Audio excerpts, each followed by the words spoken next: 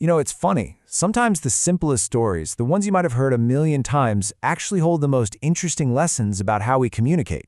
So today, we're going to break down a classic classroom joke. And I mean really get into the anatomy of it to figure out what it can teach us about perspective and, well, what makes it so brilliantly funny. So let's set the scene. It's a place we all know, right? A teacher, a classroom full of kids, and a simple question to get things started. The setup couldn't be more normal, which, as you'll see, is exactly why the punchline lands so well. And here we go. This is the opening line. The teacher kicks things off with a super simple question about a farm animal. It's direct, it's clear, and it seems like there's only one possible right answer. Or is there?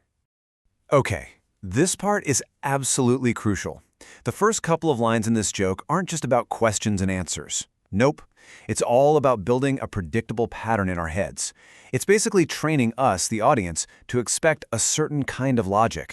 The first exchange is as straightforward as it gets. Teacher asks about a chicken, a student says meat, and boom, a rule is established. Animal equals product. Our brains just love that stuff. We immediately lock onto that connection. So far, so good. Then, the teacher does it again, reinforcing the pattern.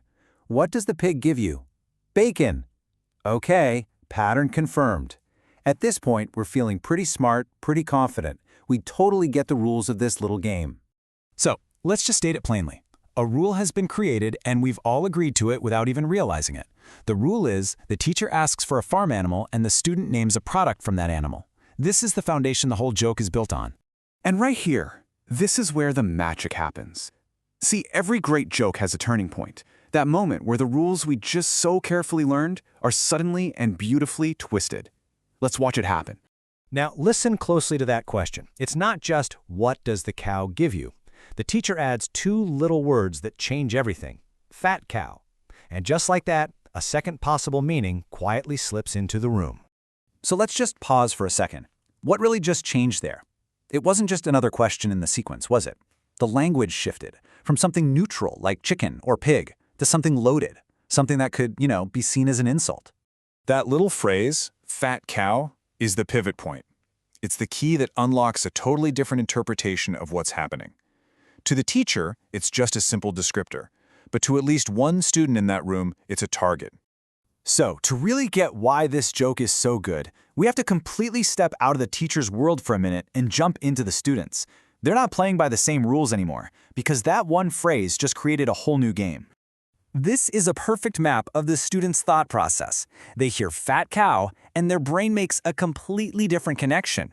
Not to an animal on a farm, but to the person standing right in front of them. The question is no longer about agriculture, it's about school. And from that brand new perspective, there's only one possible logical answer. The real power of the punchline, then, isn't just about the final word. It's about the sudden, hilarious collision of these two totally separate realities that have been existing in the same room all along. And there it is, homework. It's the perfect answer, but to a completely different question than the one the teacher thought she was asking. This is that amazing moment where we, the audience, suddenly see both realities at the exact same time.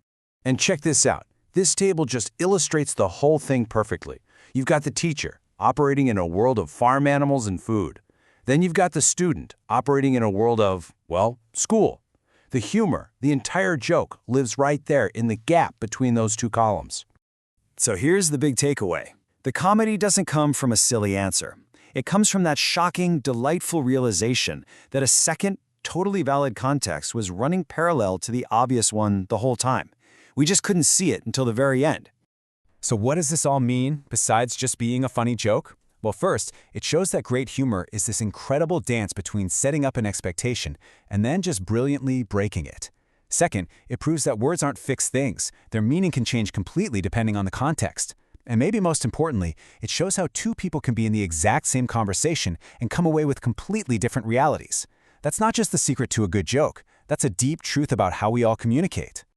Which really just leaves us with one final thought to chew on.